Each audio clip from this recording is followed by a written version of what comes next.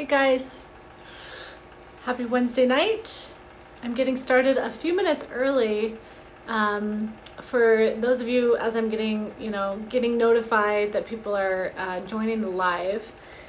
I wanted to show you some cards that I pulled, and then we'll get into the questions. I already received about 7 questions from people tonight, so I will definitely be going over those.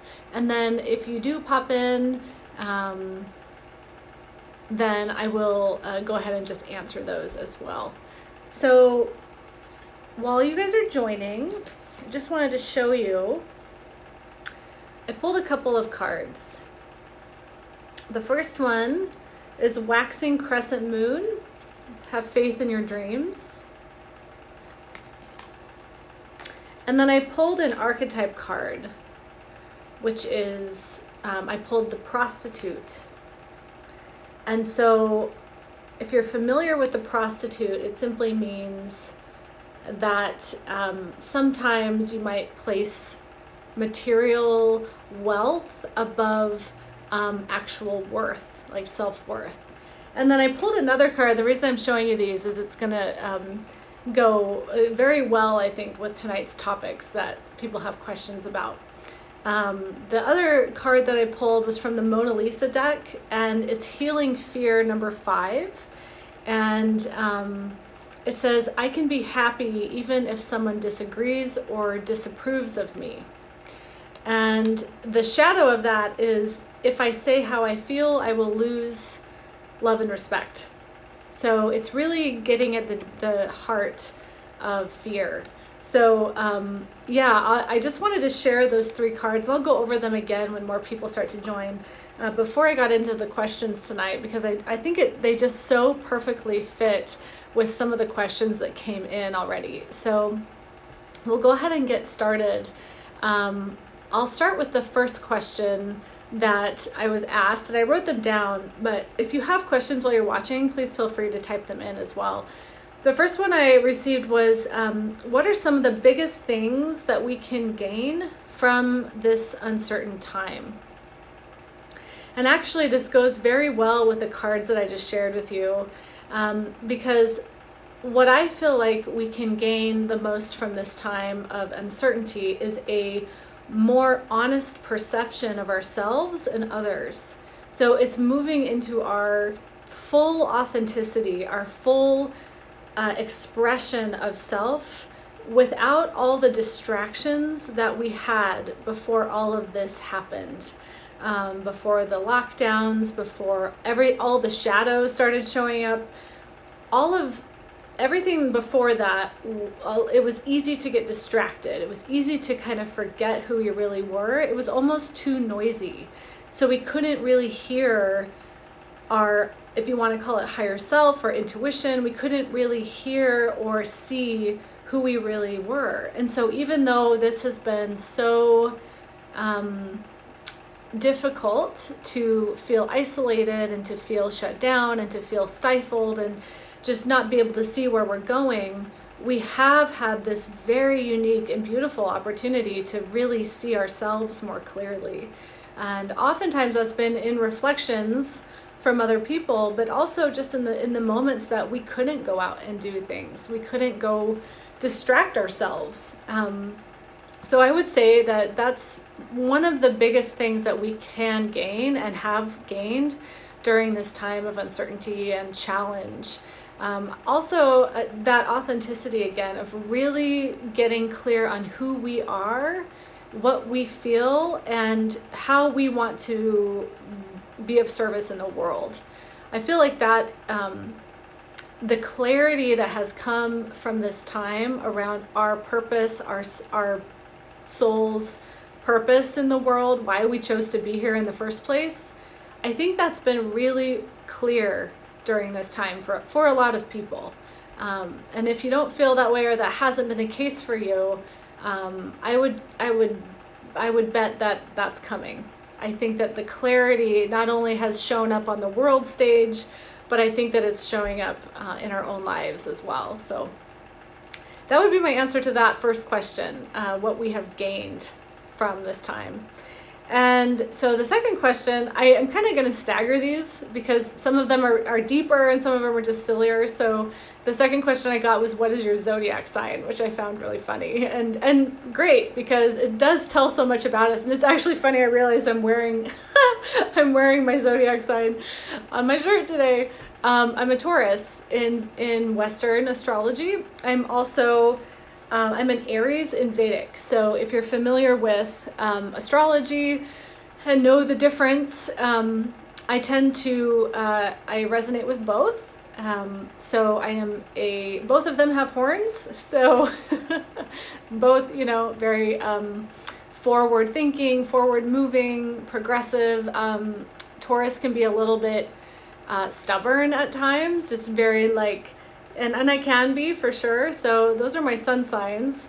And then my rising sign as well is really a big part of how I see myself.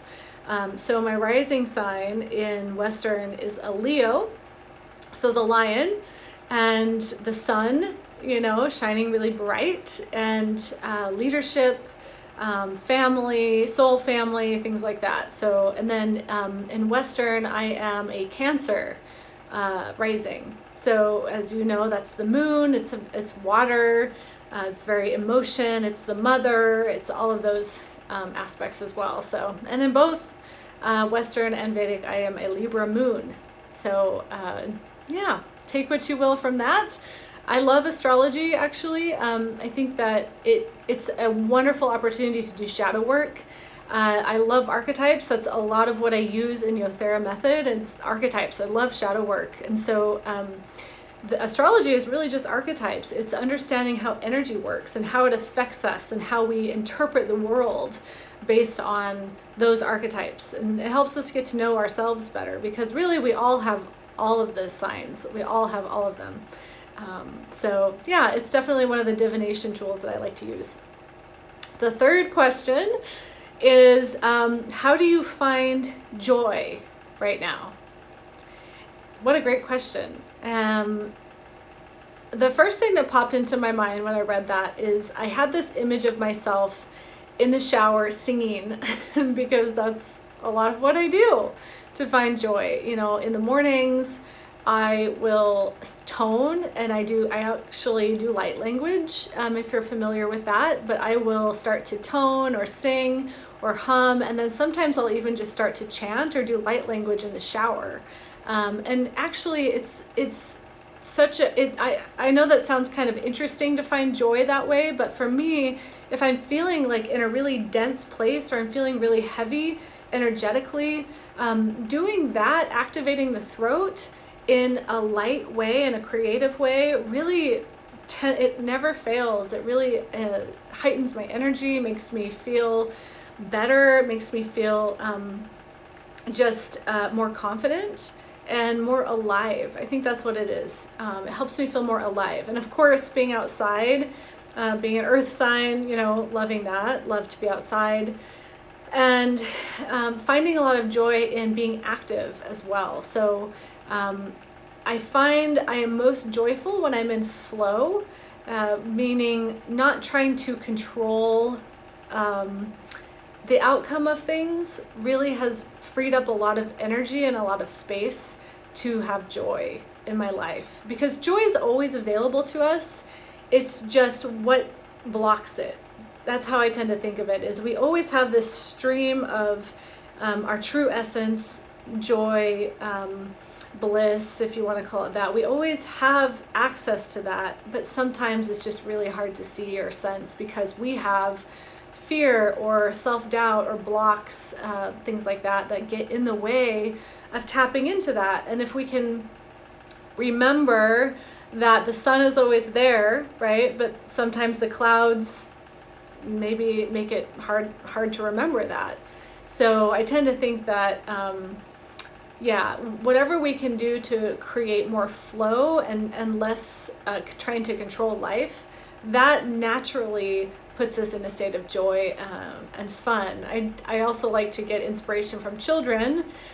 Children they reach a point where they are trying to control things, there is that. But before that, they're very, they pop around a lot. If you've watched a child in a playground, right, they play over here for a minute, and then they get bored, and then they go play over here, and they're very, curious. And if we can cultivate more of that in our life and not get so serious, not take everything so seriously, I think is a great practice. So I'm speaking for myself here too. I'm definitely working on that.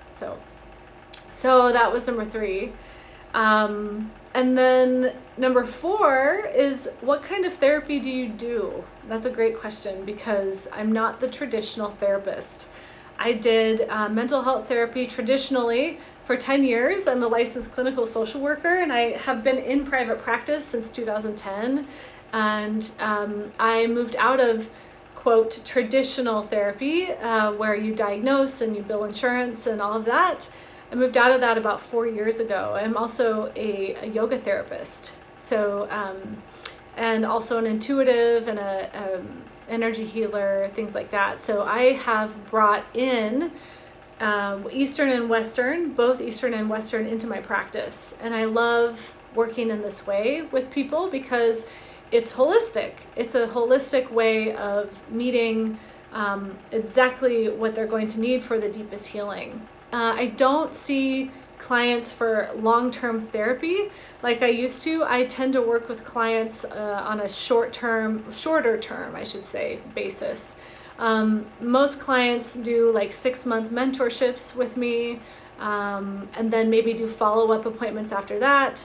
A lot of my clients do my groups. So all of my groups are online right now, and so lots of clients are doing my groups. And then I also have training programs as well for practitioners. So therapists that are wanting to bring more embodiment work into their practices, or just people in the helping and healing professions also go through my trainings, and learning how to bridge Eastern and Western together. So people that are maybe more in the body and want more psychology to bring into their work with clients, that's perfect for them. And then people that are more psychology based, want more embodiment or more spirit and intuition. So it's really a great blend. It's a great blend for a lot of people. Right now, I'm really excited. If you're in the Boise area, I am seeing clients again for the first time since the pandemic in person. And I do see them online as well, but I am starting to see people in person again. So that's been really awesome. That's been so fulfilling. And it's been about a year since I've seen clients in person. And oh my goodness, I can't even tell you how much I love it. It's such a different experience in person, because you're transferring energy in a different way. Even though you can do it through a screen, you really can. It's just such a different experience. It's so much better in person. So really excited to be back at that. So the next question was, when is your next group? Which is cool, because I just decided today that the next group is March 23rd. So great timing for that, actually. March 23rd through May 25th. It's Tuesday nights from 6 to 7:30. And like I said, they're all online. So it's called the 10-week Embodied Alchemy Group. And it's open to anyone. It's also a prerequisite for anyone that wants to go through the certification program. So yeah, it's open to anyone. So if you're interested in Yothera Method and you want to experience it, that's a wonderful way to do that. So that's exciting. And then let's see. So the next question is, what are some of your self-care practices that keep you present in the conscious and the subconscious? So this question came from a beautiful she is a friend, but she also went through one of my groups. And so she understands that in the groups that we work with both the conscious and the unconscious mind. And the unconscious mind is the body. So you can really think of Our unconscious mind really is stored in the body, and unless we get into the body, then we miss a lot of messages. We miss energetic, intuitive hits. We're not present. So because our mind has taken us into the past or the future most of the time, so we're not present to feel what's really going on and what those messages really are. So this question is awesome. I know she asked because she experienced working with the conscious and the unconscious mind in the group. And so her question was, what are some of your self-care practices that keep you present in both the conscious and the unconscious mind? And this is a great question because at the beginning, I'll go over these for those of you that join later, but working with symbols like tarot cards or oracle decks might sound kind of silly, but it's actually a great way to keep your unconscious mind engaged with the conscious mind, because the unconscious mind speaks through symbols, metaphors, colors, pictures, all of that. And what it does is it brings into our awareness this deeper meaning that our conscious mind can then take and apply to what's happening in our world. So I love working with, again, the symbols in astrology. I love working with archetypes. I love working with oracle decks. And the reason for that is to assist my unconscious mind in coming to the surface with these messages that I can then discern with my intuition. So those are just really simple, super simple ways to really start to get the unconscious mind involved in your conscious awareness. I also, as I mentioned before, the body is the unconscious mind. I can't stress that enough. The more we can get into flow states, so flow as in when you lose track of time, right? When you're just so wrapped up in whatever you're doing, whether it's an art project or moving your body or maybe having dinner with a friend even, those times when you can really drop into a state of flow, that actually is bringing the unconscious mind to the surface as well. And then you can play with that. I don't know if you may have, experienced deep, profound, intuitive insights when you're running or skiing, or doing something physical. You may have received some downloads, if you will, during those times of flow. And the reason for that is you're creating space for that information to float to the surface and to come into your conscious awareness. So create space for no time and have less of an agenda for life. Have as much as you can. I get that we have to stay on a time, we have to keep a schedule, but as much as you can, create the space to be able to be more free flowing and allow life to hand you what maybe you wouldn't have expected if you kind of planned everything out. So yeah, that was a great question. And then number 7 is, how do you recommend deepening energy work and intuitive gifts? So how do you recommend deepening energy work and intuitive gifts? So my answer to this is to recognize that we are all intuitive. Every one of us, we were born intuitive. Again, it's just a matter of believing you are and then understanding what gets in the way. And usually it's fear.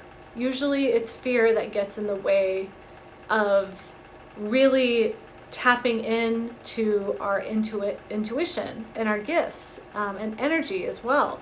So everything is energy, everything.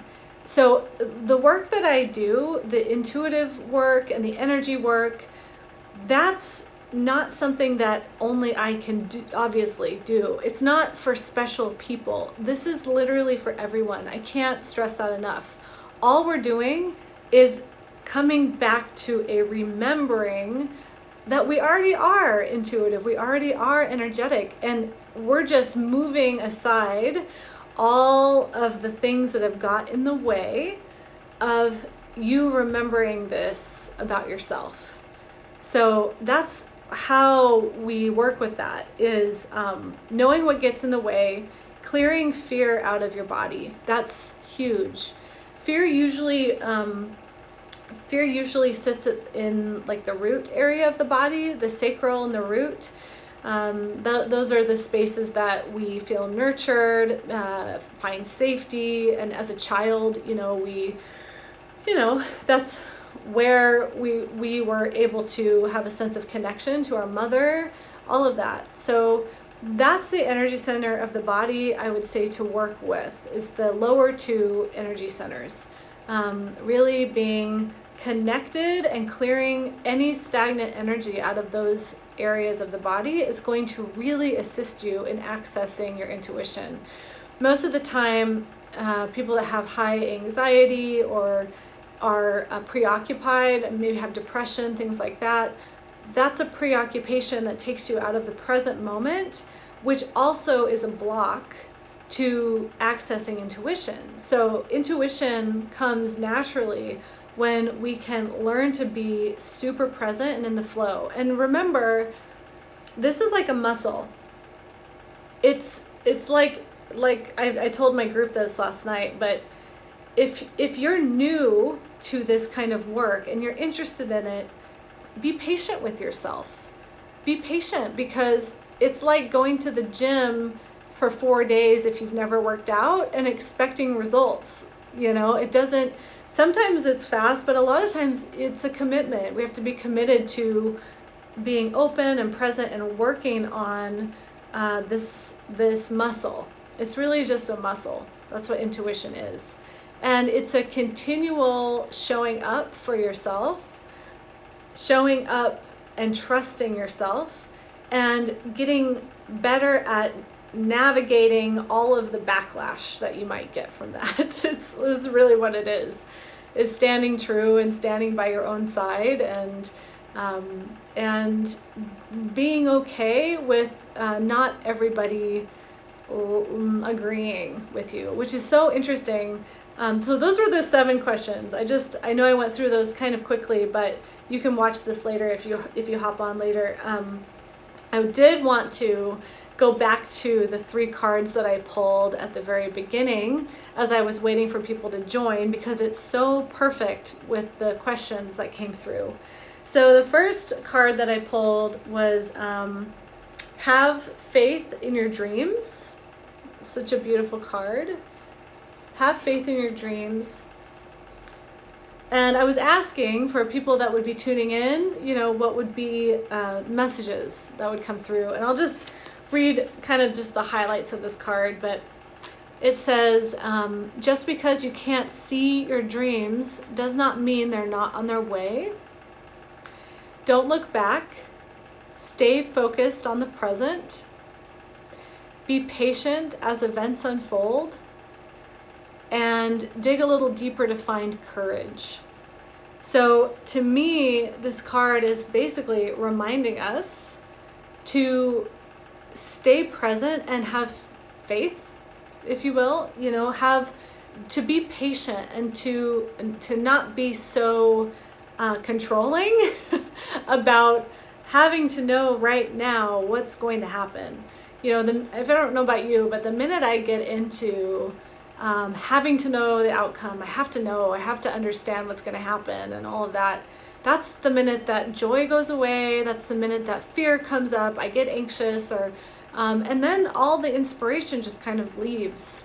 That's like a buzzkill. It's a joy kill, is when we try and control the future, we try and control outcomes, and just having patience with ourselves during this time of so much uncertainty is really, really key, is trusting and developing that trust muscle, that everything is unfolding perfectly, and there's not as much to do as our mind or our ego tells us that there is to do.